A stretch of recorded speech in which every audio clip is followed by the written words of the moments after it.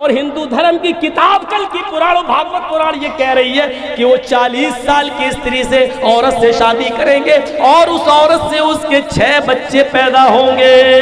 उस औरत को जोड़ने के बाद उस यस्य परमाहिड़ो बधु बंतो द्युदशा, उस नबी की उस कलकी की उस स्त्री को जोड़ने के बाद टोटल 12 बीवियां होंगी, 12 पत्नियां होंगी।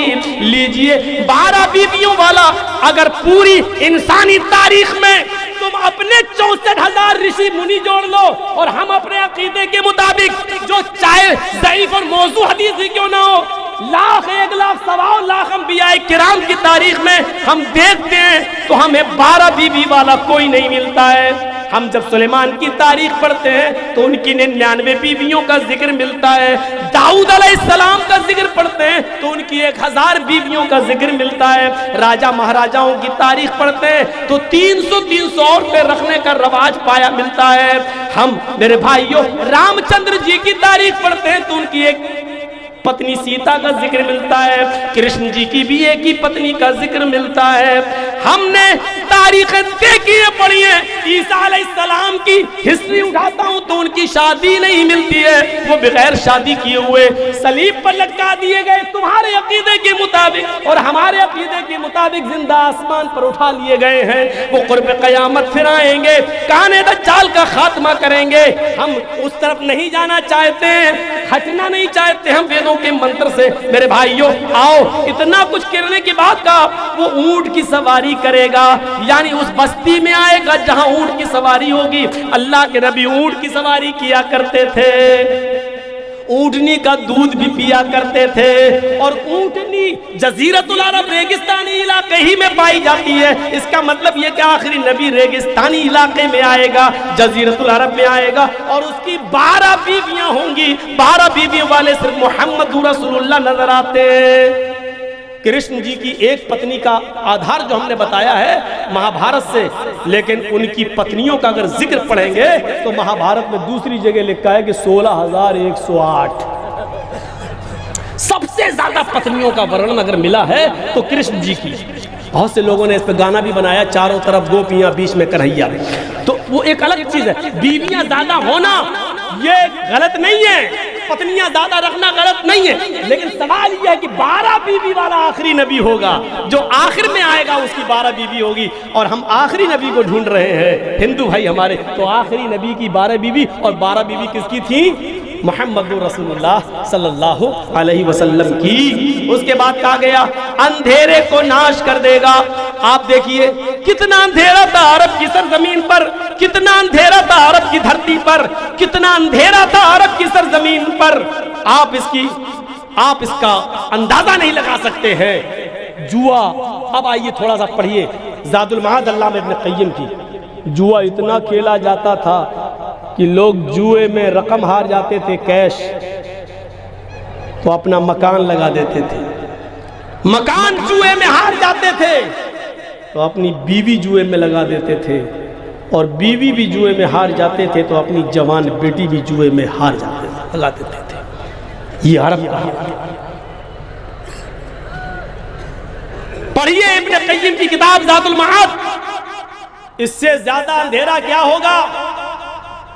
बेटा अपने बाप के मरने के बाद अपने घर से चादर उठाता था और अपनी माँ के ऊपर डालकर उसको बाहर निकालकर कहता था, लोगों मेरा बाप मर गया, मैंने अपनी चादर अपनी माँ के ऊपर डाल दी, आज के बाद ये मेरी माँ नहीं है, मैंने इसको अपनी पत्नी अपनी बीवी बना लिया। इब्न क़य्यिम की किताब ज़ादुल मआद।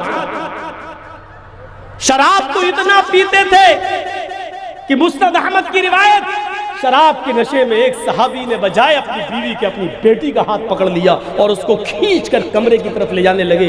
बेटी चीखी, बेटी की माँ भागती हुई आई, अपने शौहर को धक्का दिया, उसको कमरे में बंद कर दिया और खुद बाहर अपनी बेटी को बचाया, निकाल लिया। जब होश में आए तो बीवी को पीटने लगे। बीवी ने कहा, पीट चुके? हाँ। बंद क्यों किया? कहा तुमने पी रखी थी, वो तो मैं रोज पीता हूं। ये उस वक्त की बात है जब शराब हराम नहीं हुई थी। नहीं, आज ज्यादा ही पी रखी थी, कभी कम कभी ज्यादा, ये तो होता ही रहता है। आज इतनी पी ली थी आपने कि आप बीवी और बेटी में अंतर नहीं कर सके। हाय नेपाल की नौजवान कौम, सुनो, बहुत शराब सस्ती है आपकी बस्ती में, दिलदादा बने हुए हो, चाय की और पान की दुकानों पर भी शराब मिल जाएगी बहुत आसानी के साथ तुम्हें। लेकिन ये शराब कितनी मनहूस चीज, कितनी खराब चीज, इसका अंदाजा भी हमें और आपको नहीं होगा। इस वाक़े को सुनिए, सहाबी हम उनके मुकाबले में कोई हैसियत नहीं रखते। ज्यादा पी लिया तो बेटी का हाथ पकड़ लिया, हम उनसे ज्यादा पाक साफ हैं, हम उनसे ज्यादा नेक हैं, पकड़ लिया। जब बीवी ने कहा कि आज बीवी और बेटी में फर्क नहीं कर सके, तब नजर आसमान पे डाली, अल्लाह यही जुमले सुनने के लिए तूने मुझे जिंदगी दी, ये सुनने से पहले मेरी मौत क्यों नहीं आ गई, जमीन क्यों नहीं फट गई, मैं धंस क्यों नहीं गया। और फिर कहते, आय अल्लाह मैं तुझे गवाह बनाकर कहता हूं, आज के बाद मैं शराब को हाथ नहीं लगाऊंगा। शराब जब हराम नहीं हुई थी तो उसका नुकसान देखकर साहबा छोड़ देने की कसम खा लिया करते थे। एक हमें हुर्मत शराब के बावजूद, हमारे नबी के हुक्म के बावजूद आज हम इसको पी रहे हैं, अपने हलक के नीचे हम इसको उतार रहे हैं। अली साहबा पढ़िए, अली साहबा फी तमीज़ सहाबा, हाफिज अहमद इब्न हजर अल अस्कलानी की किताब। मेरे भाइयों, उस्मान हजरत कुदामा इब्न मज़ऊन का वाक़या नकल करते, शराब हराम हो गई, उसके बाद शराब छोड़ दी गई। अल्लाह के नबी के जमाने में शराब को हाथ नहीं लगाया, अबू बकर के जमाने में भी हाथ नहीं लगाया, हजरत उमर फारूक के जमाने में कुदामा इब्न मज़ऊन काफी बूढ़े हो गए और बीमारियों ने उनको जकड़ लिया, बीसियों बीमारी में का शिकार हो गए। एक रात में उनको बहुत ज्यादा शदीद दर्द हुआ और कुदामा इब्न मज़ऊन दर्द से निढाल हो गए। उनके किसी बेटे ने शराब की बोतल रखी हुई थी, उठा लाए और कहने लगे, अब्बू आपको बहुत शदीद दर्द है, सो नहीं पा रहे हैं, ये थोड़ी सी शराब ले लीजिए, पी लीजिए ताकि आपको थोड़ा सा आराम मिल जाए, नींद आ जाए। कल सुबह हम किसी हकीम को दिखाएंगे, किसी बड़े हकीम के पास चलेंगे। उन्होंने सोचा कि दर्द है और ये मजबूरी है, तो क्यों ना थोड़ी सी शराब पीकर थोड़ा सा आराम कर लिया जाए। अली साहबा में हाफिज अहमद इब्न हजर लिखते हैं, 3 या 4 घूंट थोड़ी सी उन्होंने शराब इतनी ले ली कि आराम से नींद आ जाए। शराब पीने के बाद ये सो गए और उनके बेटे के जरिए खबर हजरत अबू हुरैरा और दूसरे सहाबा को लग गई। सुबह होते ही ये खबर हजरत उमर फारूक रज़ियल्लाहु ताला अन्हु के दरबार में पहुंच गई। हजरत उमर ने सुबह होते ही कुदामा इब्न मज़ऊन को बुलाया। कुदामा इब्न मज़ऊन अपने दोनों बेटों के कांधे पर हाथ रखकर, अपने दोनों बेटों के दोनों कांधों पर, ये हाथ इनके और ये हाथ इस बेटे के कांधे पर रखकर हजरत उमर फारूक के दरबार में आए। फरमाया, आए कुदामा, मैंने सुना है कल रात में तुमने थोड़ी सी शराब पी ली। सच्चे लोग थे, ईमानदार लोग थे। कहने लगे, हाँ अमीरुल मोमिनीन, आपको तो मालूम है मुझे 20 बीमारियों ने घेर लिया है, आप खुद हमारी आयादत के लिए घर पे आते हैं। कल इतनी तेज दर्द हुआ कि मैं कराहने लगा, तो मेरे बेटे ने मुझे थोड़ी सी शराब पिला दी ताकि नींद आ जाए। हजरत उमर ने अपना सर पटका ऐसे, हाय कुदामा, ये तुमने क्या किया और अब जुर्म का एतराफ भी कर चुके हो। कहा बीमारी थी, मजबूरी थी। फरमाया, तुम्हारे नबी जनाबे मोहम्मद रसूलुल्लाह की हमें किसी हदीस के अंदर नबी अकरम की पूरी जिंदगी में हराम हो जाने के बाद शराब किसी सहाबी को आपने मजबूरी में भी पीने की इजाजत नहीं दी। अगर दी है तो मेरे सामने कोई वाकया लाओ या आपकी कोई हदीस मौजूद हो कि मजबूरी में पी सकता है। अगर कोई दलील हो तो दे दो, और अगर ये दलील कोई नहीं दे सका तो मैं तुम्हें 40 कोड़े मारूंगा। सहाबा किराम की मीटिंग होती है, सारे सहाबा कहते हैं कि उनको मजबूरी है, बूढ़े भी हो चुके हैं और दर्द की वजह से हजरत उमर ने कहा मुझे किसी की तकलीफ मत बताओ, मुझे ये दलील दो कि हजरत मोहम्मद रसूलुल्लाह ने मजबूरी में किसी को शराब पीने की इजाजत दी हो, और मजबूरी में कभी किसी ये कहा हो कि कोई आदमी परेशान हो तो मजबूरी में शराब पी सकता है। नहीं मिल सकी कोई दलील। हजरत उमर फारूक ने कहा फिर आज इनको 40 कोड़े मारे जाएंगे, एक बूढ़े आदमी को 40 कोड़े मारे जाएंगे। फिर किबार सहाबा की मीटिंग होती है और उस मीटिंग में ये तय पाया जाता है, अमीरुल मोमिनीन मैं तुम्हें कोड़े लगाने से नहीं रोक रहा हूँ, खुदामा इब्न मजून ने गलती की है, शराब पी ली है थोड़ी सी, उनको कोड़े मारे जाएं, लेकिन अभी वो बीमार हैं, उनको कल बहुत तेज दर्द हुआ था, 20 बीमारी उनको लगी हुई है। अमीरुल मोमिनीन उनको 1 हफ्ते की मोहलत दे दी जाए, ये ताकत के माजून वगैरह खा लें, शहद वगैरह इस्तेमाल कर लें, बीमारी में थोड़ा इफाका हो जाए और अपने आप बिस्तर से उठकर चलने फिरने लगे, तब इनको ये कोड़े मार लेना। अभी 1 हफ्ते के लिए उनको मोहलत दे दी जाए। हजरत उमर फारूक ने जब ये सुना तो फरमाने लगे, सहाबियों मोहम्मद के साथियों, मुझे तुम्हारा मशवरा बेहद पसंद आया है, लेकिन मैं इनको 1 हफ्ते की छूट दे देता हूँ। मैं चाहता हूँ कि 1 हफ्ता इनको कोड़े ना मारे जाएं, लेकिन अगर इनको कोड़े मारने से पहले 1 हफ्ते को छूट देने के बाद अगर 1 हफ्ता होने से पहले मैं ही मर जाऊं, मेरा ही इंतकाल हो जाए और इनके ऊपर कोड़े बाकी रह जाएं, तो मैं अल्लाह ताला को क्या जवाब दूंगा? कयामत के दिन में अपने रब को क्या मुंह दिखाऊंगा?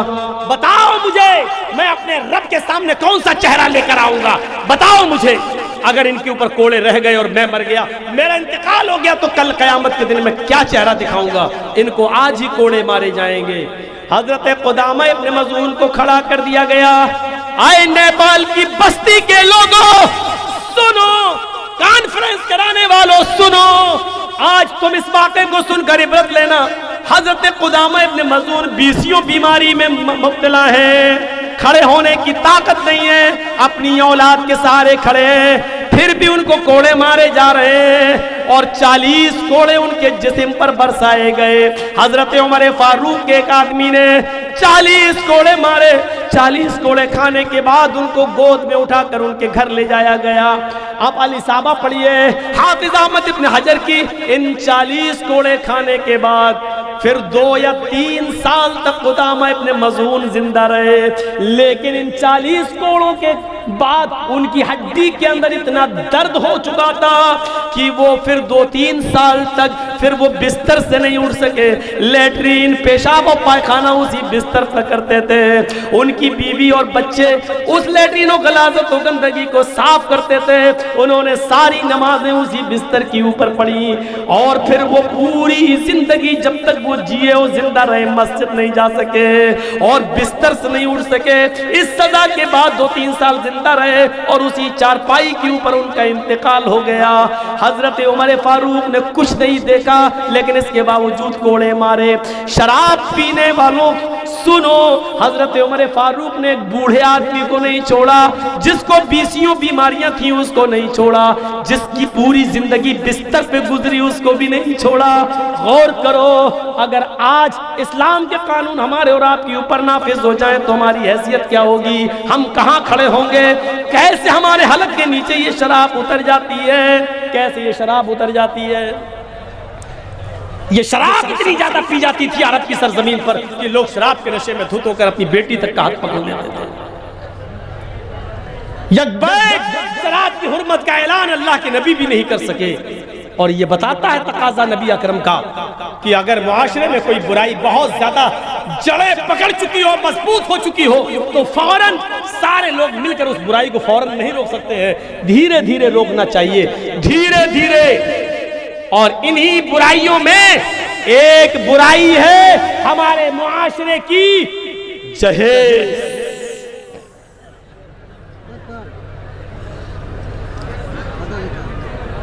यहां पर मैं थोड़ा सा सख्त हो जाता हूं और जहेज मांगने वाले को मैं इंटरनेशनल भिखारी कहता हूं। हमें अच्छा लगता है, किसी को अच्छा लगे या ना। हमें अच्छा लगता है उसको ये कहते हुए कि इंटरनेशनल भिखारी। वजह हमारे दरवाजे पर कोई भीख मांगता है, लंगड़ा है, लूला है, पाए जंदा, अल्लाह के नाम पर दे दो, अच्छा लगता। 10 रुपए, 20 रुपए, 50 रुपए देने में हाथ पैर नहीं है, बेचारा अंधा नाबीना, कमाने के लायक नहीं, दे दो बेचारा, अल्लाह के नाम पे मांग रहा, सवाब मिलेगा। लेकिन ये अपने बेटे के नाम पे मांगता है। बाप, मेरा बेटा 10 लाख की दुकान पे बैठता है, तू 50,000 की बाइक नहीं दे सकता है? अरे मेरा बेटा तेरी बेटी के लिए ही तो कमाएगा, एक मोटरसाइकिल देते, दुकान पे आना जाना आसान हो जाएगा। भीख मांगने का स्टाइल बदल गया, तरीका बदल गया। तो क्या आप ये तो, अरे शराब का नाम दवा रख दो तो क्या शराब की हैसियत खत्म हो जाएगी? भीख मांगने की स्टाइल बदल दो तो क्या आप भिखारी नहीं कहलाओगे? इंटरनेशनल भिखारी। ये चाचा भी जा रहे हैं, ये तो बेचारे किसी जिहाद के लायक नहीं, फिर भी जा रहे हैं। जाने दीजिए, शुगर वाले होंगे बेचारे, पेशाब पेशाब करने जा रहे हैं। सामने से गुजरते तो थोड़ी तकलीफ होती, बस पीछे से खूब जाओ, भागो, उठो बैठो में मतलब, सामने से ना। इंटरनेशनल भिखारी। और कभी कभी उस हदीस पर भी गौर करिए, कब कहा था अल्लाह के रसूल ने? 1400 साल पहले। एक तो खा चुका हूं मैं, लेकिन छोटा सा था, बड़ा ना चला जाए मुझे। 1400 साल पहले, अल मुस्लिमु मन सलिम अल मुस्लिमूना मिन लिसानिही व यदिही। मुसलमान उसको कहते हैं जिसकी जबान से और जिसके हाथ से दूसरे मुसलमान को तकलीफ न पहुंचे। ये मुसलमान का अपनी परिभाषा है, ये मुसलमान का इंट्रोडक्शन है, ये मुसलमान का तारुफ है। मुसलमान कहते ही उसी को है जिसको के हाथ से दूसरे जिसकी जबान से और हाथ से दूसरे मुसलमान को तकलीफ न पहुंचे। कभी कभी हाथ का जख्म जबान के जख्म से ज्यादा हल्का होता है और जबान का जख्म हाथ के जख्म से ज्यादा तेज होता है। हाथ का दिया हुआ जख्म भर जाता है, लेकिन जबान का दिया हुआ जख्म नहीं भरता। ये जबान का ही जख्म था, ये जबान का ही जख्म था कि अहमदाबाद की साबरमती नदी के अंदर आयशा नाम की एक लड़की ऊपर से हंसते हंसते वीडियो बनाते हुए उस नदी से छलांग लगाकर हमेशा हमेशा के लिए अपनी जीवन लीला को समाप्त कर लेती है, हमेशा हमेशा के लिए खुदकुशी करके मर जाती है। जहेज का यीशु था, लेकिन जहेज से ज्यादा उस जबान के वो कड़वे जुमले बुरे लगे उसको कि उस लड़के ने ये कहा था उसके पति ने, मरती है तो मर, मरते वक्त एक वीडियो बनाकर भी तू मुझे भेज देना। इस जबान के कारी जख्म ने उस लड़की के अकल और माइंड और दिमाग की नसों को मफलूज कर दिया, सोचने और समझने की सलाहियत को मफकूद कर दिया, खत्म कर दिया और मिटा दिया। और थोड़ी देर के लिए वो बेहिस हो गई और अपने शौहर, अपने पति के इन नाजेबा जुमले, इस बेहुदा जुमले और इस सख्त कलामी की वजह से उसने हमेशा हमेशा के लिए अपने बाप की आंखों की ठंडक, अपनी माँ की आंखों की ठंडक, अपने भाई की दुलारी हमेशा हमेशा के लिए अपनी जीवन लीला को समाप्त कर लेती है। थोड़ी देर के लिए भूल जाइए कि उसकी ये खुदकुशी हराम है या हलाल। मैं मसले मसाइल की तरफ नहीं जाना चाहता हूँ, न ये बताना चाहता हूँ कि क्या है, और न मैं ये कह रहा हूँ कि उसने बहुत अच्छा किया। लेकिन उस लड़की का खुदकुशी करना और हमेशा के लिए मर जाना, क्या हमारे समाज के लिए कोई मैसेज नहीं है? हमारे समाज के लिए कोई पैगाम नहीं है? ये जलसा सुनने के बाद भी मुझे मालूम है हमारे पिंडाल के इस तरफ हमारी माँ बहनें बैठी, कितनी होंगी जिनकी शादियां नहीं, और कितनी ऐसी होंगी कि जो जवानी की दहलीज पर हैं, लेकिन इसलिए शादी नहीं हो रही है कि है नहीं कुछ देने के। कहां शराफत मर गई? जलसे की कमेटी एक दिन में बन जाती है, मदरसों की कमेटियां फौरन बन जाती हैं, और मदरसे सालों साल से चल रहे हैं, लेकिन इन गरीब बच्चियों की शादी के लिए और जहेज को खत्म कराने के लिए हमारा समाज कहां सो रहा है? हमारी सोसाइटी कहां सो रही है? इनके लिए आपने क्या किया? कोई एक्शन नहीं खड़े होंगे समाज के लोग, नहीं। क्यों? हम तो समाज के सरपंच हैं, मुखिया हैं, हम जहेज लेने और देने वालों के खिलाफ कोई कार्रवाई नहीं करेंगे, ना मीटिंग करेंगे, ना कमेटी बनाएंगे। क्यों? क्योंकि कल मेरा बेटा भी जवान हो रहा, हमें खुद लेना है उसके अपने बेटे की शादी में, हमें तो 4 व्हीलर लेना है।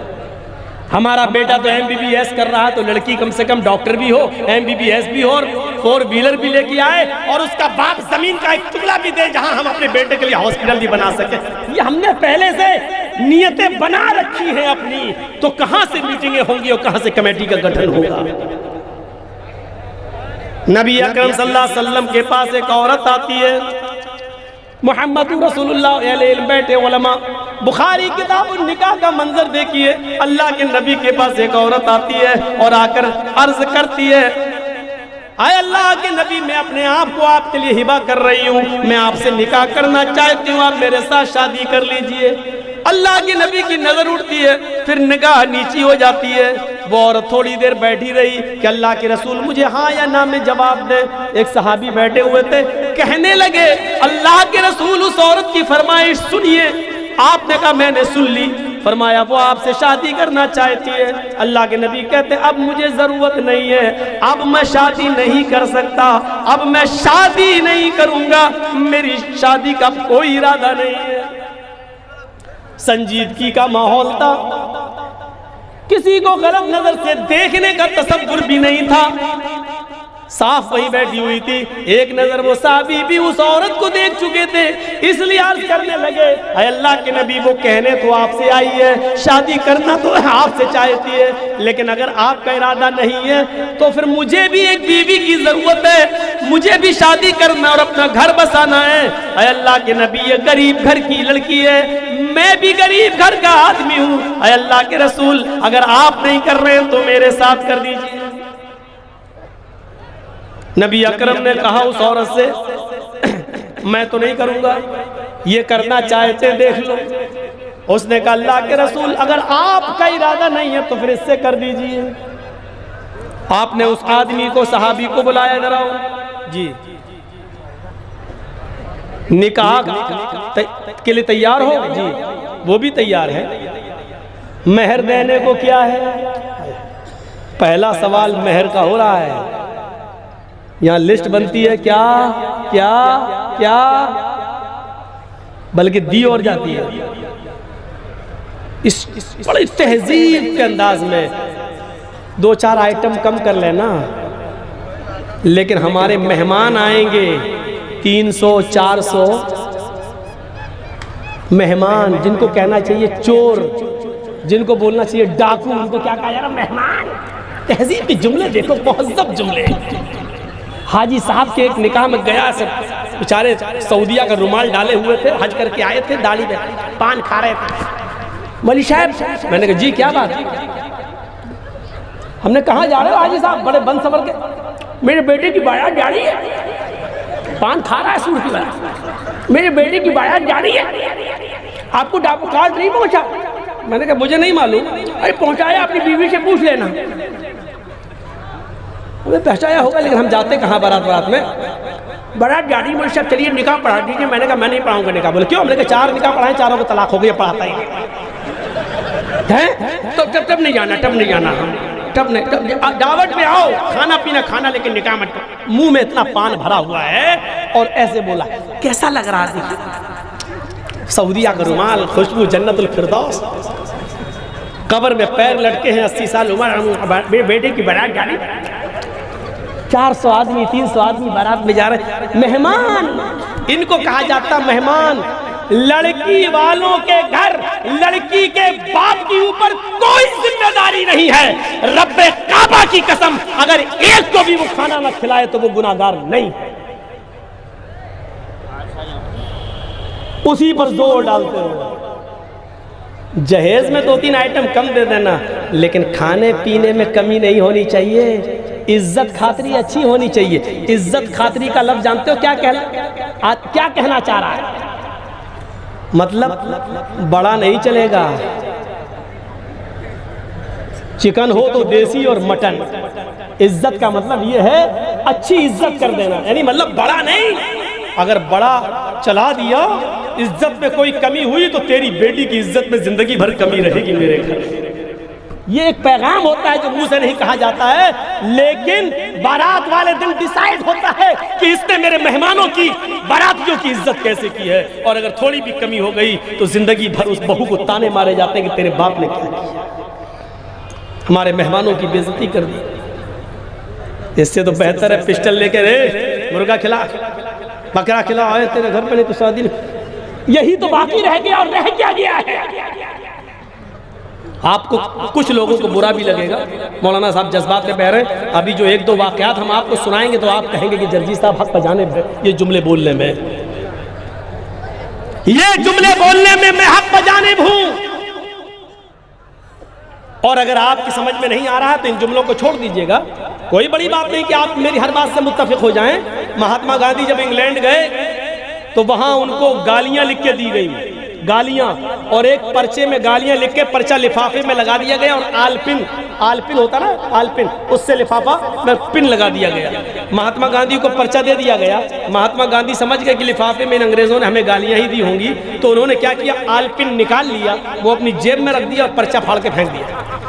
लोगों ने कहा ये क्या किया? उन्होंने कहा जो चीज़ मेरे काम की थी वो मैंने ले ली, जो चीज़ मेरे काम की नहीं थी वो फेंक दी। तो मेरी तकरीर में जो चीज़ तुम्हारे काम की मिल जाए वो ले लेना, जो तुम्हारे काम की नहीं हो वो तो फिकनी है ही। वो तो मुझे मालूम है कि मेरे 1.5-2 घंटे बोलने का असर क्या निकलेगा, ये सुबह वक्त पता चल जाएगा। मुझे मालूम है कि कितना जहेज बंद होगा, कितनी शराब रुकेगी, ये मुझे मालूम है। खत का मजमू भाप लेता हूँ लिफाफा देखकर, मुझे मालूम है कि कितना असर होगा और कितनी कमेटी बनेगी कि नहीं बनेगी। सुबह होगी ये होगा, मौलवी लोगों को नंबर मिलेंगे। ये पहला स्कूल ऐसा है जहां जाहिल लोग मौलवियों को नंबर देते हैं। पहले नंबर पे फलां की तकरीर, दूसरे नंबर पे फलां मौलवी, तीसरे नंबर पे फलां, चौथे नंबर पे फलां, सबसे फलां अच्छा बोल और सबसे बेकार फलां। ये पहला स्कूल ऐसा है जहां उलमा को नंबर, हाय हाय, जहां उलमा को नंबर जाहिल अवाम देती है। कुरान और हदीस से नाशना कौम ये मौलवियों को नंबर देती है। ये पहला स्कूल है जहां मौलवियों का इम्तहान अवाम लेती है। हम मुर्दों से मुखातब हैं, ऐसी कौम से खिताब कर रहे हैं जो आईसीयू पर लेटी हुई है। ये मुर्दा कौम है जिसको डॉक्टर कभी भी कह सकता रूह निकल चुकी है, मरी कौम, मरी हुई कौम से हम बोलने के लिए आए हैं। मौलवियों को नंबर जब अवाम देने लगे तो उस कौम के अंदर जिंदगी की उम्मीद नहीं रखना चाहिए। हम कब्रिस्तान के मुर्दों से बोल रहे हैं। ये सब इल्म के सितारे हैं, इल्म के सूरज है। अगर किसी ने कुल हुवल्लाहु अहद पढ़ के भी तर्जमा कर दिया तो अल्लाह की कसम उसने दावत और तबलीग का एक फरीज़ा अंजाम दिया। और सुन लें आप, अमल का दारो मदार नियतों पर होता है। अभी मैं जब आ रहा था अपनी गाड़ी से, यहां आने के बाद जो जिस तरीके से मुझे घेरे में लिया गया और जितनी तेजी के साथ जब लोग इस पिंडाल में बैठे, तो मुझे ऐसा महसूस हो रहा था कि हमसे पहले जितने मौलाना बोल रहे थे, मौलाना तौहीद साहब, जमील अख्तर शफीक साहब और दूसरे, ऐसा लग रहा था जैसे ये लोग लैला मजनू की कहानी सुना रहे थे। कुरान और हदीस तो मौलाना जर्जी साहब सुनाने आए, ऐसा लग रहा है। क्या ये लोग हकीकत में कुरान और हदीस नहीं सुना रहे थे? और आपको ये जलसे से फैसला करके उठना है, आप कुरान और हदीस सुनने आए हैं या मौलाना जर्जीस को सुनने आए हैं। अगर कुरान और हदीस सुनने आए तो सारे उलमा को जिन्होंने सुना वो कामयाब, और जिन्होंने मौलवी जर्जीस को सुनने के लिए आए हैं तो सुन लो, तुम्हारे नामे आमाल में एक भी नेकी नहीं मिलेगी तुम्हें। तुमने शब बेदारी की है, आंखें फोड़ी हैं, इसलिए कि तुम कुरान और हदीस को नहीं, किसी मखसूस शख्सियत को सुनने आए हो, किसी मखसूस जात को सुनने आए हो। कुरान और हदीस से मोहब्बत तुम्हारे दिलों में नहीं है, तुम्हारे दिलों में जर्जीस की मोहब्बत। बुरा लगता है मुझे जब घेरे में कोई हमको लेता है। मैं पीर नहीं हूं, मुझे पीर मत बनाओ। मुझे वही मोहब्बत पसंद है जो सबके बीच में हो, आम लोगों की तरह रहना चाहता हूं। पूछिए जिन लोगों ने मुझे होटलों में ठहराया, पूछो इनसे, हर कमरे में एसी, मेरे साथ जो आए मैंने उनको एसी रूम दे दिया। मुझे नहीं पसंद है, मैं नहीं रहा एसी रूम में। पूछिए जो खाना का ऑर्डर देना चाहे मौलाना साहब दे दीजिए आप। मैंने सुबह सादा खाना खाया और शाम का खाना ही नहीं खाया। अभी भी होटल मैनेजमेंट से पूछिएगा मैंने कोई ऑर्डर दिया कि नहीं, कोई खाना नहीं। मैं नहीं चाहता हूं फजूल खर्ची पे तकरीरें सुनी है मैंने, मैंने मुफस्सिर कुरान अब्दुल क़य्यूम साहब के स्टेज पर मैंने शिरकत की है, जो मुफस्सिर कुरान रहे थे दुनिया के। वो तो कहते थे कि अगर 5 मौलवी को बुलाया और एक स्टेज पर अगर 5 बैठ सकते हैं एक तख्त पर, तो 2 तख्त का इंतजाम करना भी फजूल खर्ची है। जलसा कराने वालों सुन लो, वो कहते थे एक माइक से अगर पूरे मजमे में आवाज जा सकती है तो 20-20 माइक लगाना भी फजूल खर्ची है। वो कहते थे आधा किलो गोश्त में अगर आप और आपकी फैमिली खाना खा सकती है और पेट भर सकती है तो 1.5 किलो 2 किलो गोश्त लाना ये फजूल खर्ची है। वो कहते थे कि एक ट्यूबलाइट जलाकर अगर पब्लिक दिख रही है और तकरीर हो सकती है तो 10-10 ट्यूबलाइट जलाना दीन के काम के लिए भी, इसको भी वो फजूल खर्ची कहते थे। मुफस्सिर कुरान अब्दुल क़य्यूम साहब। फजूल खर्ची सिर्फ शादी में और बारात में और जहेज में और पटाखे बजाने में और आतिशबाजी छुड़ाने में नहीं होती है, दीन के काम में भी अगर लिमिट से ज्यादा क्रॉस कर जाओ तो वो भी फजूल खर्ची मानी जाती है। हजरत साद इब्न अबी वक़ास रज़ी अल्लाह ताला अन्हु जब बीमार हुए, पढ़िए बुखारी किताबुल वसाया, जब बीमार हुए तो अल्लाह के रसूल उनकी बीमारी में आयादत करने के लिए जब उनके घर पहुंचे तो हजरत साद इब्न अबी वक़ास ने कहा अल्लाह के रसूल मेरी सेहत के लिए दुआ क्या कर रहे हैं, इस बीमारी में मुझे मालूम है कि कोई जिंदा नहीं रहता है, मेरी जिंदगी बहुत कम है। अल्लाह के रसूल ने कहा अल्लाह तुम्हें जब तक जिंदा रखे इस्लाम पे रखे और जब खात्मा हो तो ईमान पे हो तुम्हारा खात्मा। उन्होंने कहा आमीन। जब उठे तो साद इब्न अबी वक़ास ने अल्लाह के रसूल का हाथ पकड़ लिया। सुनिए मंजर, अल्लाह के रसूल का हाथ पकड़ लिया। अल्लाह के नबी बैठिए, मेरे आखिरी लम्हात है, आखिरी दिन चल रहे हैं, थोड़ी सी मैं आपसे कुछ गुजारिश करना चाहता हूँ। कहा क्या? अल्लाह के रसूल जिस घर में मैं हूँ इस वक्त आप बैठे हैं ये मेरा है, इसके बगल में जो मकान है वो भी मेरा है, इसके बाद 2 बाग हैं जिसमें खजूर के दरख्त लगे हुए वो मेरे हैं। अल्लाह के रसूल ये मेरी प्रॉपर्टी है, ये मेरी मिल्कियत है, मेरी एक ही बेटी है बस, मेरी एक ही बेटी है बस, और मैं उसका भी निकाह कर चुका हूँ, वो भी शौहर वाली हो गई है, वो भी घर वाली हो गई है, वो किसी की बीवी बन चुकी है। अरे अल्लाह के रसूल मेरा इंतकाल कभी भी हो सकता है, मैं चाहता हूँ कि ये घर भी, इसके बगल वाला घर भी और मेरे 2 बाग जो वो सब की सब राह खुदा में तकसीम कर दूँ, फी सबीलिल्लाह दे दूँ, सदका कर दूँ, अल्लाह की राह में लुटा दूँ। अरे अल्लाह के रसूल आप लिख लीजिए मेरी बात, आप नोट कर लीजिए, मैं अल्लाह की राह में देना चाहता हूँ। अल्लाह के नबी ने फरमाया साद तुम ऐसा नहीं कर सकते हो। बुखारी किताब में बताया अल्लाह की राह में दे रहे हैं, लेकिन अल्लाह के रसूल क्या कह रहे हैं, तुम ऐसा नहीं कर सकते हो। क्यों? कहा नहीं, तुम्हारे रिश्तेदार मौजूद हैं, तुम्हारे इंतकाल के बाद तुम्हारे माल का कोई हिस्सा तरका रिश्तेदारों में भी तकसीम होना है।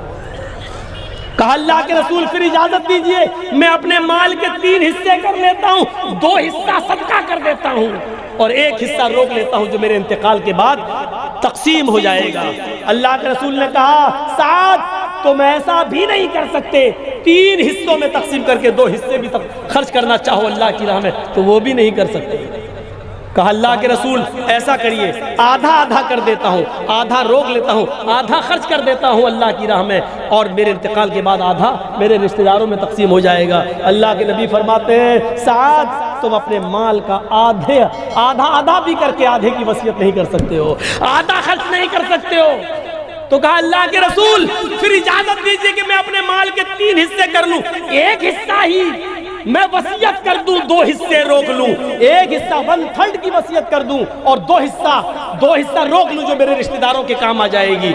अब अल्लाह के नबी फरमाते हैं ऐसा हाँ तुम 1/3 की अपनी मिल्कियत जमीन और जायदाद में 1/3 की वसीयत 1/3 की वसीयत कर सकते हो, हालांकि ये भी ज्यादा है, लेकिन अगर तुम करना चाहो तो 1/3। जब दीनी काम में भी अपना सारा का सारा माल लुटाना जायज नहीं है, जब दीनी काम में भी अपना सारा का सारा माल खर्च करना अल्लाह के रसूल ने मना किया है, तो शादियों के नाम पे बंदूक की गोलियां चलाना, 400-400 आदमियों का खाना खिलाना और बारातियों के मेहमान नवाजी में 1 से ज्यादा 50-50 आइटम तैयार करना और बफे सिस्टम, खड़े होकर सबको खाना खिलाना, और इसका नाम रख दिया बफे सिस्टम, जिसका नाम होना चाहिए था कुत्ता सिस्टम, गधा सिस्टम, सुअर सिस्टम, उसका नाम रखा गया बफे सिस्टम।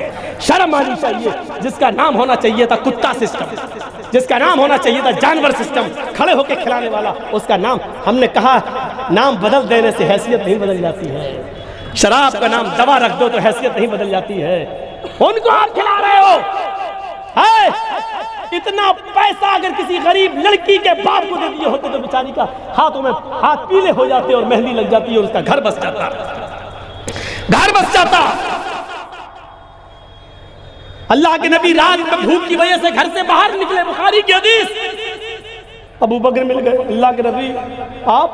अल्लाह के नबी ने कहा भूख की वजह से घर से निकले, शायद कोई अल्लाह का बंदा मुझे अपने घर ले जाके कुछ खिला दे। अबू बकर कहते मैं भी भूख की वजह से निकला, चलो किसी को देखते। उमर फारूक मिल गए, वो भी कहते मैं भी भूख की वजह से निकला। तीनों लोग जा रहे हैं, रास्ते में अबुल हैसम अंसारी का घर मिलता है। उन्होंने दरवाजा खटखटाया, अबुल हैसम ने रात के वक्त दरवाजा खोला, सामने देखा मोहम्मद रसूलुल्लाह, अबू बकर उमर। फरमाया कितने अच्छे मेहमान, आज रात के 2 बजे मैं आपके घर आ जाऊं तो आपकी बीवी कहेगी इसी वक्त आने को टपकना था। हाँ? रात में 3 बजे आने का कोई टाइम है? जबकि आजकल मोबाइल का जमाना, बता के भी आ सकते हैं, लेकिन वो तो बगैर बताए चले गए। अबुल हैसम आइए मुबारक हो, क्यों? भूख की वजह से आए, तुम्हारे पास कुछ हो तो दे दो। उन्होंने खजूर रख दी, खाइए अभी हम आते हैं। बीवी से कहा ऐसा ऐसा मामला है। कहा अच्छा क्या होगा? फौरन बकरी ली, एक बकरी का बच्चा, और फौरन उसको ज़िबा कर दिया और जल्दी से खाल उतारी, गोश्त की हांडी रख दी, पका के दस्तरखान लगाया, रख दिया। अल्लाह के नबी आइए बैठिए। अल्लाह के नबी बैठे हैं, गोश्त रखा है, कोरमा रखा है। उस जमाने में गोश्त की जो आइटम बनते थे, अबू हैसम अंसारी ने, उनकी बीवी ने बहुत जल्दी बना के तैयार कर दिया। अल्लाह के रसूल और सहाबा खजूर खाकर पानी पी चुके थे, काफी था। लेकिन जब गोश्त की नियामतों को देखा, मौलाना जर्जीस होते तो कहते माशाअल्लाह, हम जैसे और मौलवी होते अल्लाह पकाने वाली को जन्नत दे, कितना अच्छा काम किया। आज तो उसने माशाअल्लाह खाते जाएंगे और हर लुक़मे में कहेंगे अल्हम्दुलिल्लाह, बड़ा लजीज बनाया। और कहीं रख दीजिए लौकी और चने की दाल, हरा धनिया की चटनी, तो इस मौलवी के हर लुक़मे में निकलेगा इन्ना लिल्लाह, इन्ना लिल्लाह। क्या रख दिया? अगले साल तारीख नहीं मिलेगी आपको, मेहमान की इज्जत करना नहीं जानते हैं। अल्लाह के रसूल, बुखारी की रिवायत, अल्लाह के रसूल के सामने जब ये नियामतें आई तो आंखों से आंसू आ गए। रब्बे काबा की कसम, आंखों से आंसू आए। और लफ्ज जो निकला वो मुंह से, जो अल्फाज निकले वो देखिए, अय अबुल हैसम ये क्या किया तुमने? अल्लाह के नबी आप भूखे थे, अबू बकर उमर भूखे थे, इसलिए मैंने बकरी ज़िबा कर दी, बनाया। इन नियामतों को देखकर अल्लाह के रसूल की ज़बान से जो जुमला निकला वो ये था, लतुसालुन्ना अन हाज़ा नईम यौमल क़यामा। आए अबुल हैसम तैयार रहो, तैयार रहो, होशियार हो जाओ। जो नियामतें तुमने आज हमारे सामने रखी है, क़यामत के दिन इन नियामतों के बारे में सवाल होगा। अल्लाह को इन नियामतों के बारे में सवाल होगा। जब खजूर और पानी खिलाकर तुमने हमारा पेट भर ही दिया था तो फिर बकरी ज़िबा करने की क्या जरूरत थी? जब 1 किलो और आधा किलो गोश्त में काम चल सकता था तो पूरी बकरी ज़िबा क्यों कर दी? अबुल हैसम इन नियामतों के बारे में सवाल होगा। अल्लाह किया, तैयार रहो। फिर अल्लाह के रसूल ने रोते हुए एक रोटी उठाई, उस पर गोश्त की 2 बोटियां रखी और रोटी मोड़ कर कहा, अय अबुल हैसम हमारी बेटी फातिमा को पहुंचा दो। आज 15 दिन से उसने गोश्त नहीं खाया, 15 दिन से घर में चूल्हा नहीं जला। बीवी अंदर से कह रही है एक रोटी लेके जाओगे फातिमा के पास? इधर आओ। उन्होंने पूरा टिफिन तैयार कर दिया, पूरा गोश्त भर दिया प्याले में और पूरी रोटियां 10-15 भर दी। अबुल हैसम जैसे दरवाजे से निकले, अल्लाह के रसूल ने कहा अबुल हैसम ताल इधर आओ। क्या हुआ? बर्तन में क्या है? खोल के देखा कि ये क्या है? अल्लाह के रसूल, मेरी बीवी ने कहा 1 रोटी और 2 बोटी में फातिमा का क्या होगा? आपकी बीवी भी भूखी होगी, आपकी बेटी भी भूखी है, इसलिए थोड़ा ज्यादा था दे दिया कि पेट भर के खा लेगी। फरमाया फातिमा अगर आज पेट भर के खाना खा लेगी तो तहज्जुद में उठकर अल्लाह को याद नहीं कर सकेगी, तहज्जुद में उठकर अल्लाह का जिक्र नहीं कर सकेगी। इतना न खिलाओ कि वो अल्लाह को भूल जाए। आए अबुल हैसम अभी तो मुझे हिस्से लगाना है तुम्हारे पके हुए गोश्त के, और ये देखो और पता लगाओ कि कितने भूखे हैं जिनके घर में खाना नहीं है। गरीबों के घर में पहुंचाओ, तभी इसका हक अदा होगा। या तो फोन कर कर के कहते हैं हाँ जलसे में आ रहे हैं, तुम्हारे घर आएंगे, देसी मुर्गा बना के रखना। ईमानदारी के साथ बताओ ये होता कि नहीं होता? अपने दोस्तों को कहा जाता है कि नहीं कहा जाता है? बुखारी की इस हदीस के मद्दे मुकाबिल देखिए हम कहाँ खड़े हैं, हमारी हैसियत क्या? अल्लाह के रसूल के सामने नियामतें आई, आप कह सकते थे अल्हम्दुलिल्लाह माशाअल्लाह, अल्लाह तुम्हारी बीवी को जन्नत दे। नहीं, आपने चापलूसी करना नहीं सीखी है। फरमाया आज तुमने कर दिया नहीं मालूम था, आइंदा ख्याल रखिएगा, हक अदा करिए। अगर बनाया ही है तो मेरी बेटी को उतना ही दो जितना हमने दिया है, बकिया गरीबों तक पहुंचाओ, गरीबों भूखों को खिलाओ। ये फजूल खर्ची से मना। अपनी बेटी को एक रोटी से ज्यादा नहीं कहा, यह भी फजूल खर्ची है। मेरी बेटी का पेट जब एक रोटी में भर सकता है तो 10 रोटी क्यों दे रहे हो? यह भी फजूल खर्ची में शामिल किया गया। फजूल खर्ची को पहचानो, क्या है फजूल खर्ची? सिर्फ बंदूक, किसी मेरी बेटी की शादी हो रही है, बंदूक, बारात, लड़का, एक कारतूस कितने का पड़ता है? कितनी आतिशबाजी छुड़ाई जा रही है, कितनी आतिशबाजी। अल्लाह, मैं थोड़ा घूम गया, मैं फिर आना चाहता हूँ वहीं पर। अल्लाह के रसूल के पास वो क्या है मेहर देने के लिए। यहाँ से मेरी बात पलटी थी, पहले मेहर पूछा, कहा अल्लाह के रसूल वो तो कुछ नहीं है, बुखारी घर जाओ। आपने कहा बुखारी की हदीस, घर जाओ देखो शायद कुछ मिल जाए। घर से वापस आएगा, अल्लाह के रसूल माँ वजद तो शयन, कुछ नहीं मिला। आपने कहा फिर जाओ, लोहे की अंगूठी मिल जाए तो वही ले आओ। वो दोबारा गए, लोहे की अंगूठी भी नहीं मिली। कहा माँ वजद तो खातम मिनल हदीद, लोहे की अंगूठी भी नहीं मिली। आपने कहा बैठो, बैठ गए। थोड़ी देर बैठे हो, चल दिए। अल्लाह के नबी ने कहा कहाँ जा रहे हो? कहा अल्लाह के रसूल जब लोहे की अंगूठी तक नहीं है मेरे पास तो क्या निकाह होगा मेरा इस औरत के साथ? मेरे माँ हैं, बाप हैं, बहनें हैं, भाई हैं, उनकी परवरिश की जिम्मेदारी मेरी। जा रहा हूँ कहीं मेहनत करने, जा रहा हूँ कहीं मजदूरी करने, जा रहा हूँ कहीं कमाने, मैं तो पूरे घर को पालता हूँ। शादी नहीं हुई तो क्या हुआ? सोचा था एक औरत आ जाएगी, मेरी माँ मेरे बाप को खाना पका के खिलाती रहेगी, हम मेहनत मजदूरी करके लाएंगे, वो मेरे बच्चे, मेरे बहनों की और मेरे भाइयों की, छोटे छोटे भाई है, हिफाजत करेगी। अल्लाह के रसूल ने कहा फिर इधर आओ।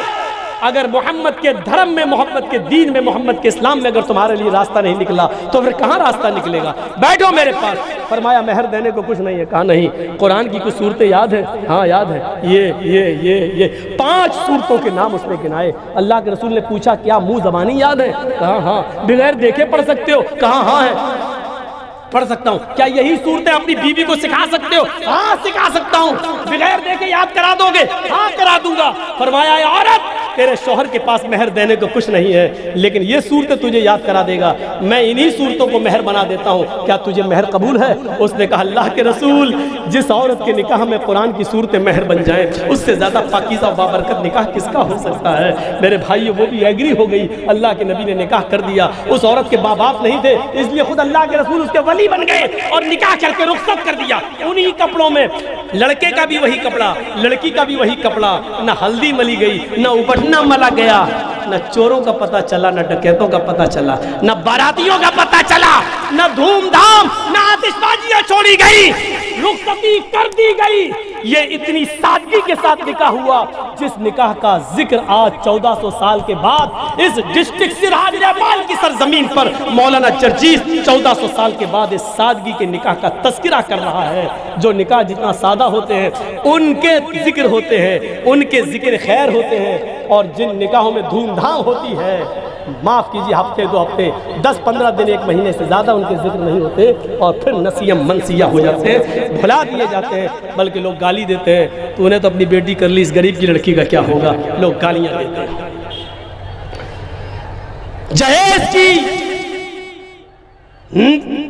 जहेज की वजह से कितनी लड़कियां मारी जा रही हैं और खुदकुशी कर रही हैं। मुझे तो शुरू में डर लगने लगा इस आयशा के बाद अब फैशन न बन जाए, लड़कियां कहीं फिर से यही हथियार न बना लें जिससे जहेज मांगा जाए वो खुदकुशी, क्योंकि बड़ी आसानी से शोहरत मिल जाती है इसमें।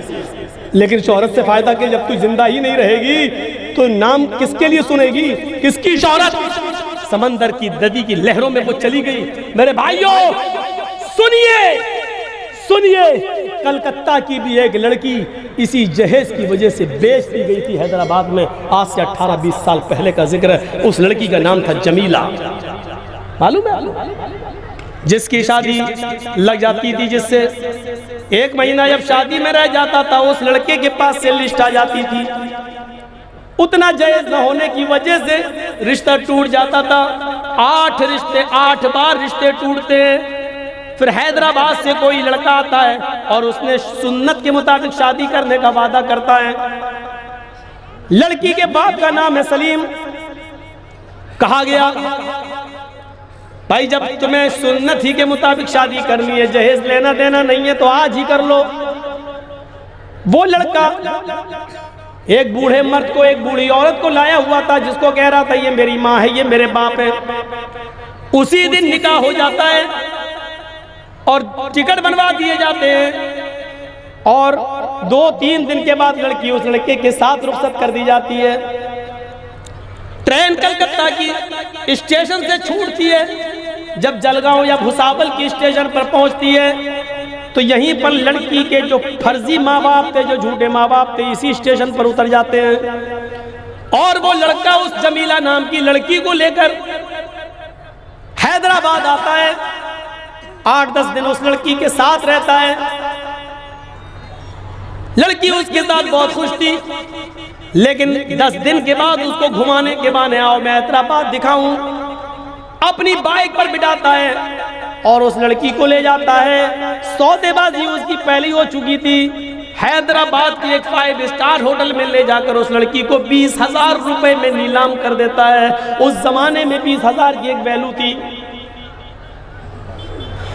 अब उसके पास गोश्त के भूखे शिकारी आने लगे। जिस लड़की ने कभी नजरें उठाकर किसी गैर मर्द की तरफ न देखा हो और अपने शौहर के अलावा किसी पराये मर्द को न जानती हो, आज वो भूखे भेड़ियों का शिकार होने लगी। हर आने वाले के सामने भीख मांगती, उसके पैरों पे गिरती, हाथ जोड़ती। लेकिन जिसने 2-2, 3-3, 5-5 हजार रुपए दिए पूरी रात के, वो कैसे छोड़ देंगे? होटल का मालिक अलग से मारता, लेकिन 5 उंगली बराबर नहीं होती। एक दिन इस लड़की के पास कोई मुसलमान भी चला आया गया तो था, कस्टमर बनकर गया तो था उस लड़की के जिस्म को पाने के लिए, लेकिन ये उसके सामने भी गिड़गिड़ाती है। उसको इसके ऊपर रहम आ जाता है और कहता है तुम मेरी बहन जैसी हो, मुझे अपनी प्रॉब्लम बताओ। उस लड़की ने पूरी प्रॉब्लम बता दी। उसने कहा ठीक है मैं जाता हूँ यहाँ से, सुबह मैं केस करूंगा, तुम्हारे माँ बाप को मैं बुलाता हूँ। उस लड़की ने कहा ये गलती मत करना, मेरे माँ बाप को इसकी भनक भी मत लगने देना।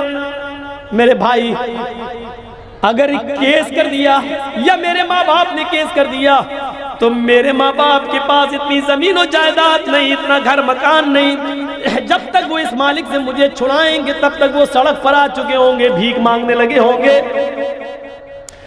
तुम ऐसा नहीं कर सकते हो। मेरे भाई एक काम करो, मैं एक लेटर लिखती हूँ, इसको मैं चिपका देती हूँ, एक लिफाफे में बंद कर देती हूँ, इसको अमानत समझकर मेरे घर पहुंचा दो। इतना पैसा तुम खर्च कर लो अपनी तरफ से, ये तुम्हारा एहसान होगा मेरे ऊपर। उसने कहा कोई बात नहीं, तुम ऐसा कर दो। उसने रात की तारीकी में लेटर लिखा, लिफाफे में बंद करके उसको चिपका दिया और कहा खबरदार इस लेटर को पढ़ना नहीं है, मेरे बाप ही पढ़ेंगे। वो लड़का जब इस लेटर को लेकर हैदराबाद से कलकत्ता की सरजमीन पर आता है, बाप के दरवाजे को दस्तक देता है। दरवाजा खोला, बाप ने पहला लेटर बेटी का देखा। अपने मोहल्ले की सहेलियों को, जो उस लड़की की सहेलियां थी, उनको बुलाया, हो देखो तुम्हारी सहेली का, जमीला का लेटर आया है। सारी लड़कियां सहेलियां जमा हो जाती हैं और बाप लेटर को खोलता है और पढ़ना शुरू कर देता है। प्यारे अब्बू जान, अस्सलामु अलैकुम, उम्मीद कि आप खैरियत से होंगे। मेरी खैरियत का अल्लाह निगाहबान। मेरे अब्बू, आपने मेरी शादी सुन्नत के मुताबिक कराई है, आपको बड़ी खुशी होगी और होना भी चाहिए कि आपको एक फरिश्ता सिफत दामाद मिला है।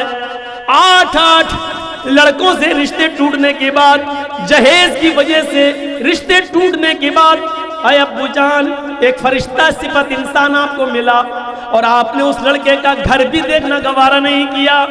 आपको उस लड़के पर इतना भरोसा हो गया कि आपने उसकी फैमिली को देखना भी गवारा नहीं किया। एक चक्कर घर पे आना, हैदराबाद आकर उसकी असलियत का पता लगाना भी गवारा नहीं किया। शायद मैं आपके ऊपर बोझ बन चुकी थी, शायद मेरा बोझ आपको खाए जा रहा था, शायद मेरा जिस्म आपके लिए मनहूस हो चुका था। अब्बू जान, यहाँ मैं 20,000 रुपए में बेच दी गई, भेड़ियों का शिकार हो गई, मैं पूरी तरीके से लुट चुकी हूँ और बर्बाद हो चुकी हूँ। आए अब्बू जान, आप कोशिश करके मुझे छुड़ा लेंगे, मुझे मालूम है एक बेटी की मोहब्बत बाप के दिल में क्या होती है, लेकिन आप छुड़ा के क्या करेंगे? मैं अपनी नापाक शक्ल अपने बाप को, अपनी माँ को, अपनी बहन को, अपने भाई को, अपनी सहेलियों को नहीं दिखाना चाहती। कौन सा चेहरा लेकर मैं आपके पास आऊं और पूरी जिंदगी आपके ऊपर बोझ बन जाऊं। इसलिए मैंने अपना दुपट्टा, अपनी चादर इस पंखे में लगा रखी है। अरे अब्बू जान, मैंने फैसला कर लिया है सुबह का सूरज मैं नहीं देखूंगी। अपने एक भाई को जो कस्टमर बन के आया था लेकिन मेरे दर्द में वो मेरा शरीक हो गया, मैं इसको भेज रही हूँ। जब तक ये लेटर आपके हाथ में आएगा मैं इस दुनिया छोड़कर चल चुकी होंगी। अब्बू जान, हाँ मुझे मालूम है ये मौत हराम है। अब्बू जान, मुझे मालूम है कि ये जिंदगी जीने का ये बुज़दिली है, लेकिन अब्बू जान मैं ये भी जानती हूँ इस गलीज़ जिंदगी से मेरा मर जाना बेहतर है। मेरा रब मेरी नीयत को जानता है, शायद वो मेरी बख्शिश फरमा दे, नहीं फरमाए तब भी मैं इस गलीज़ जिंदगी में नहीं रहना चाहती और अपनी शक्ल सूरत पर आपको भी नहीं दिखाना चाहती, आपके ऊपर बोझ भी नहीं बनना चाहती। एक वसीयत कर रही हूँ, नसीहत इसलिए नहीं कहूंगी कि नसीहत जिंदा लोग करते हैं, वसीयत मरने वाला करता है। आए अब्बू जान, मेरी इस वसीयत को याद रखना। मैं अपनी 6 साल की एक बहन को छोड़ के आई हूँ जिसका नाम फातिमा है। जो दिन मुझे देखना पड़ रहे हैं आए अब्बू जान, वो दिन मेरी बहन को न देखना पड़े। इसलिए जब वो शादी के लायक हो उस दिन से पहले, उस दिन तक आप इतना कमा लेना, इतना कमा लेना, इतना कमा लेना कि जब मेरी बहन की शादी का दिन आए, इस जुमले को गौर से सुनना, बार बार इस जुमले को मैं 2-3 बार दोहराऊंगा। आए अब्बू जान, जब मेरी बहन की शादी का दिन आए तो जो भी कुत्ता जितनी हड्डियां मांगे उस कुत्ते के सामने उतनी हड्डियां डाल देना। जो भी कुत्ता जितनी हड्डियां मांगे उस कुत्ते के सामने उतनी हड्डियां डाल देना, ताकि मेरी बहन को वो दिन न देखना पड़े जो मुझे देखना पड़ रहा है। आखिर में आपकी बेटी जमीला, जो आपकी न हो सकी, आपकी बदकिस्मत बेटी जमीला, ये वो लेटर है जो मौलवी जर्जीस ने सलीम के घर जाकर अपने आंखों से पढ़ा है और सलीम साहब ने इस लेटर को फ्रेम में बंद कर लिया है, शीशे के टुकड़े में इसको जकड़ लिया है और आज भी सलीम साहब के पास ये लेटर रखा हुआ है। इस जुमले में हमारी एक बहन जो खुदकुशी करके मर गई, उसने जहेज की डिमांड करने वाले को कुत्ता लिखा है, कुत्ता, और जहेज को हड्डियों से ताबीर किया है। पूरी समाज और पूरी कौम के सोचने के लिए काफी है कि जो कुत्ता जितनी हड्डियां मांगे उस कुत्ते के सामने उतनी हड्डियां डाल दे। अच्छा ही मौजू दे दिए थे जहेज का लफ्ज भी जोड़कर। मीर तकी मीर जो बहुत बड़े शायर गुजरे, पूरी जिंदगी शायरी में गुजार दी। जब उन्होंने अपनी बेटी की शादी की, और सुनो, जब उनकी बेटी का शादी का नंबर आया तो उन्होंने शादी तय कर दी, लेकिन शादी से 1 महीना पहले उनको लिस्ट दे दी गई। लड़का अच्छा था, इसलिए मीर तकी मीर ने चुपके से अपनी दुकान बेच दी। घर था, अपनी बेटी का घर बसाने के लिए उस घर की भी कीमत लगा दी। चुपके से अपनी बेटी को पता नहीं होने दिया और छोटा सा एक कमरा किराए पे ले लिया कि हम मेहनत करेंगे और इस कमरे के किराए के कमरे पे रहेंगे। बेटी को अभी तक पता नहीं चला, लेकिन जिस दिन शादी हुई, निकाह हुआ, हाथ में लड़की के मेहंदी लगाई गई और रुखसती के वक्त जो लड़कियां आम तौर पर रुखसत होते हुए अपने माँ बाप के गले लगकर रोती हैं, ये भी रोई। मीर तकी मीर समझते हैं रुखसती के मौके पर हर लड़की को तकलीफ होती है, इसलिए बेचारी रो रही है, तसल्ली दी। फिर वो अपनी माँ से रोई, गले लग के रोई, फिर वो अपनी सहेली के गले लग के रोई, लेकिन उसकी सहेली की ज़बान से निकल गया, मेरी दोस्त, ओ मेरी सहेली, तू सिर्फ आज रोएगी, तेरा घर आबाद हो गया, लेकिन जाते जाते इतना सुन ले कि तेरा बाप अब जिंदगी भर रोएगा। उसने तुझे आबाद कर दिया, अपने आप को बर्बाद किया। उसने पकड़ा अपनी सहेली, अलग कमरे में ले गई, पूरी बात बताओ। उसको पूरी बात बताई गई, आंसुओं का सैलाब उसकी आंखों से रुका नहीं। उसका बाप समझाया, बेटी ने खोला नहीं राज, मेरी सहेली ने बता दिया। बाप ने कहा बेटी जाओ, खुश रहोगी तुम। रोते रोते उसकी डोली उठ गई। 2-4 किलोमीटर की दूरी पर रिश्ता था। 10-11 बजे की रात के आसपास डोली सज गई, चली गई, उसके घर पहुंच गई। 12-1 बजे तक उसके गांव की, उसके मोहल्ले की औरतें उसको निशाने सितम बनाई रही। आई, मुंह दिखाई देती गई, चली गई। और रात के तकरीबन 1 या 2 बजे के आसपास कमरा खाली कर दिया गया। शौहर अकेले में अपनी बीवी से मिलने के लिए जा रहा है। ये बड़ी अजीब रात होती है। नौजवान लड़के और लड़कियों की अरमानों वाली रात होती है। हर शौहर और बीवी की अरमानों वाली रात होती है, जिसको हम उर्दू में, अरबी फारसी में शब ज़ुफ़ाफ़ के नाम से जानते हैं, हिंदी में जिसको सुहाग रात के नाम से जाना जाता है। मेरे भाइयों, जैसे ही शौहर अपनी बीवी के पास मीर तकी मीर का दामाद बैठता है और अपनी बीवी के सर पे हाथ रखकर घूंघट को हटाता है और गले मिलने की कोशिश करता है, मीर तकी मीर की बेटी कहती है खबरदार, मेरे करीब आने की कोशिश मत कर। क्या हो गया तुम्हें? आज की रात हुज्जत कर रही? कहा तुमने मुझसे निकाह नहीं किया, तुम्हें तो मेरे बाप की मालो दौलत से मोहब्बत थी, वो नीचे रखा हुआ है तुम्हारी माँ के पास। जाओ उसी माल के पास सोइए, उसी को बोसा लीजिए, उसी को चूमिए और चाटिए, मेरे पास क्यों आए? दोनों में तनातनी बढ़ती है। पहले समझाने की कोशिश की, लेकिन बेटी को इतना दुख था अपने बाप के घर और मकान और दुकान की बिछाने का कि वो मानने के लिए तैयार नहीं। शौहर को भी थोड़ी जिद हो गई, सो जाना चाहिए था, आज नहीं तो कल समझा ले जाएंगे। लेकिन चूंकि अरमान थे, पहली रात का पता नहीं नौजवानों में कौन सा तसव्वुर बैठा हुआ है, उजला तो जल्दबाजी कर जाते हैं।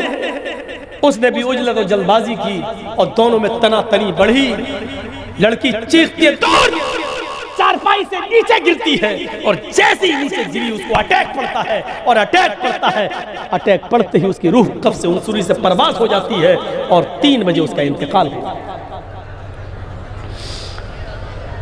मीर तकी मीर के कानों में फजर की आजान की आवाज जाती है, अल्लाहू अकबर, अल्लाहू अकबर।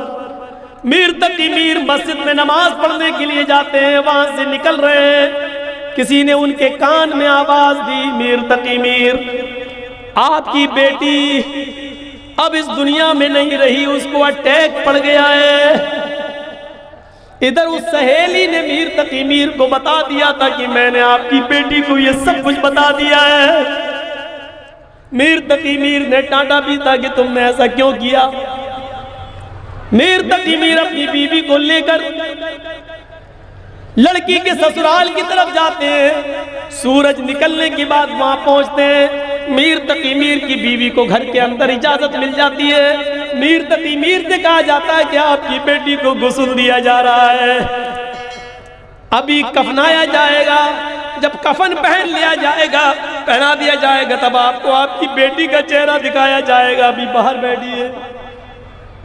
थोड़ी देर के बाद इजाजत मिलती है, गुस्ल दिया जा चुका है, आपकी बेटी को कफन से उड़ा दिया गया है।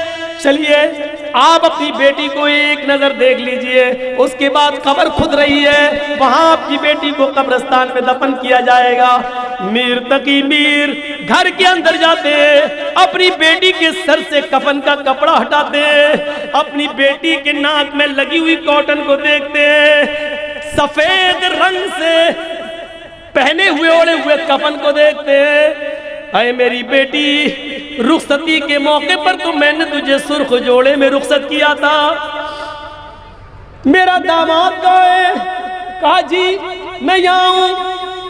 मीर तकी मीर ने कहा मैंने जो लिस्ट, तुमने जो लिस्ट दी थी वो मुझे लाओ, जहेज की जो लिस्ट दी थी वो जरा देना। दामाद बोलता है वो तो आप ही के पास है, मैंने आपको दी। मीर तकी मीर कहते हाँ वो मेरे पास है। जेब से निकालते ये आए मेरे दामाद, मैंने इसमें एक चीज की भी कमी नहीं की थी। हाँ, एक चीज की कमी है। आए मेरे दामाद, जो तू लिखना भूल गया था, जो मेरी बेटी को तेरे घर से मिल रहा है वो कफन, ये क्यों भूल गया था? इसको भी लिख दिया होता। और जब तूने लिखा नहीं तो मेरी बेटी तेरे कफन में कफनाई क्यों जाएगी? पूरी लिस्ट पढ़ी और पढ़ के फाड़ दी। फिर अपनी बेटी के गाल पर हाथ रखकर और उस कफन को पकड़ के कहा है, मेरी बेटी, आज के बाद तेरा बाप कभी शायरी नहीं करेगा। और जिंदगी का आखिरी शेर मैं आज पढ़ रहा हूं सबके सामने, और आज के बाद मेरी शायरी हमेशा जिंदगी भर के लिए बंद। फिर मीर तकी मीर ने अपनी जिंदगी का आखिरी शेर पढ़ा, अपनी बेटी के कफन को उठाकर, और कहा, अब आया है ख्याले आराम जां इस नामुरादी में, अब आया है ख्याले आराम जां इस नामुरादी में, कफन देना तुझे भूले थे हम असबाबे शादी में। ओ मेरी बेटी, तेरे बाप ने कोई चीज की कमी नहीं होने दी, सिर्फ एक चीज कफन की कमी रह गई थी जो तुझे तेरे बाप ने नहीं दी, यही कफन देना मैं तुझे भूल गया था। मेरे दामाद, ये कफन हटाओ। मैं जो चादर को ओढ़ के आया हूं, मीर तकी मीर ने उसी चादर में अपनी बेटी को लपेट लिया और अपने दामाद का दिया हुआ कफन उसके मुंह पे मार दिया। पकड़, नहीं चाहिए मुझे तेरा कफन, और मेरी बेटी तेरे कब्रिस्तान में दफन नहीं होगी, मेरी बेटी मेरे कब्रिस्तान में दफन होगी। न तूने इतनी लंबी चौड़ी जहेज की लिस्ट मांगी होती, न मेरी बेटी को ये दिन देखना होता। मेरी बेटी अपने बाप की बर्बादी देखकर अपनी जान को कुर्बान कर गई, उसने अपनी जीवन लीला को समाप्त कर लिया है। फिर उसने शेर पढ़ा, अब आया है ख्याले आराम जां इस नामुरादी में, कफन देना तुझे भूले थे हम असबाबे शादी में। और कितनी लड़कियों की जाने लोगे? आए बंगाल की धरती पर इस इजलास को कराने वाले जवानों, उठो, इन गरीब लड़कियों के लिए अपने मौत से पहले कुछ कर जाओ। आए मकसदे हयात तंजीम चलाने वालों, मुबारकबाद पेश करता हूं तुम्हें, उठो, आगे बढ़ो, चर्चिज तुम्हारे साथ है, कदम से कदम मिलाओ, और सबसे पहले यह फर्ज अदा करो, इन गरीब लड़कियों के बारे में कुछ सोचो, इनको बगैर जहेज के शादियां कराओ, लड़के तलाश करना तुम्हारी जिम्मेदारी, लड़कों के लिए दीनदार लड़कियां देखना तुम्हारी जिम्मेदारी। आए मकसद हयात के जिम्मेदारों, जर्जीस तुम्हें खुशखबरी सुना के जा रहा है, ये मुद्दा तुम लो, ये चीज तुम अपने कांधों पे संभालो। जब कोई अल्लाह के लिए कदम आगे बढ़ाता है तो अल्लाह उसकी मदद करता है। कहा हदीस कुदसी में, मेरे बंदे, अल्लाह कहेगा कयामत के दिन, मैं भूखा था, तूने मुझे खाना क्यों नहीं खिलाया?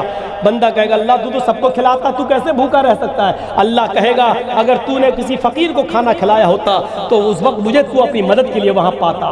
इस हदीस की रोशनी में मैं कह सकता हूं, तुम इन गरीब लड़कियों की शादी के लिए मदद करोगे, आगे बढ़ोगे, तो अल्लाह रब्बुल आलमीन जरूर तुम्हारी मदद करेगा। तुम एक कदम बढ़ो, अल्लाह 10 कदम बढ़ेगा, यानी वो तुम्हारा ताबुन करेगा और तुम्हारे लिए रास्ते निकालेगा। ये जिम्मेदारी तुम उठाओ, आगे बढ़ो, और इन गरीब लड़कियों के बारे में भी कुछ सोचो।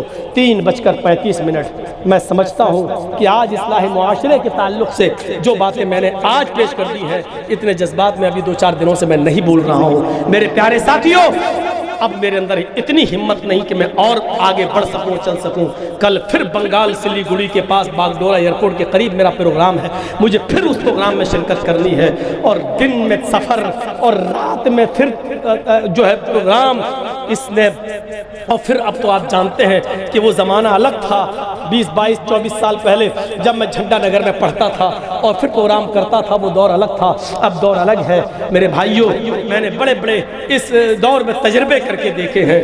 आप बहुत काबिल मुबारकबाद है, अल्लाह इस जलसे को कामयाब फरमाए। नौजवानों ने जिस मकसद के साथ इस इजलास को कायम किया है, बारे इलाह इन नौजवानों को दिन दूनी और रात चौगनी तरक्की अता फरमा, और जो हमने तकीर के अल्लाह हमारे मुआशरे को शिर्क से पाक कर दे, बिदअत से पाक कर दे, जुआ और शराब से पाक कर दे। हमारी जो बेटियां बैठी हुई हैं जिनको जहेज की वजह से शादियां नहीं हो रही, अल्लाह उनकी शादियों में आसानियाँ पैदा फरमा दे। जो हमारे नौजवान लड़के बैठे अल्लाह उनको दीनदार लड़कियाँ अता फरमा दे।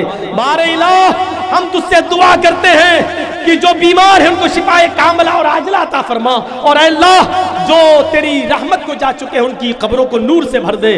बारे इलाह जो हॉस्पिटल्स में एडमिट है उनकी दवाओं में सेहत और तंदुरुस्ती कूट कूट के भर दे। और जो तेरी रहमत को जा चुके हैं अल्लाह उनको गरीक रहमत फरमा, उनकी कब्रों को नूर से भर दे। जब तक तू हमें जिंदा रख, इस्लाम पर जिंदा रखना, और जब हमारा खात्मा हो तो ईमान पर हमारा खात्मा फरमाना। वमा अलैना इल्लल बलागुल मुबीन व आखिरु दावाना अनिल हम्दुलिल्लाहि रब्बिल आलमीन। चलते चलते साथ में एक बात और कह दूं कि मेरी करीब आकर मेरे कोई भी आदमी मेरा फोटो, मेरी सेल्फी लेने की कोशिश ना करे, अपने मोबाइल में मुझे कैद करने की कोशिश ना करे। गुनाह गुनाह है, चाहे वो आप करें या हम करें। शरीयत हमें इतनी इजाज़त नहीं देती। ये मोबाइलों में कैद हो चुका है, यूट्यूब में आ जाएगा, पूरी दुनिया सुन रही है और सुन लेगी, इस हद तक ठीक है। लेकिन मुझे पीर बनाने की कोशिश मत करो और अपने मोबाइलों में मुझे कैद करने की कोशिश मत करो। मेरे साथ फिर भी मैं फिर कह दे रहा हूँ, मेरे करीब आकर अगर आप मेरा फोटो लेंगे और मेरी तस्वीर लेंगे तो आप खुद इसके गुनाहगार होंगे। अब ये गुनाह मेरे ऊपर नहीं रहेगा क्योंकि मैंने आपको बता दिया है। अस्सलामु अलैकुम वरहमतुल्लाहि वबरकातुहू।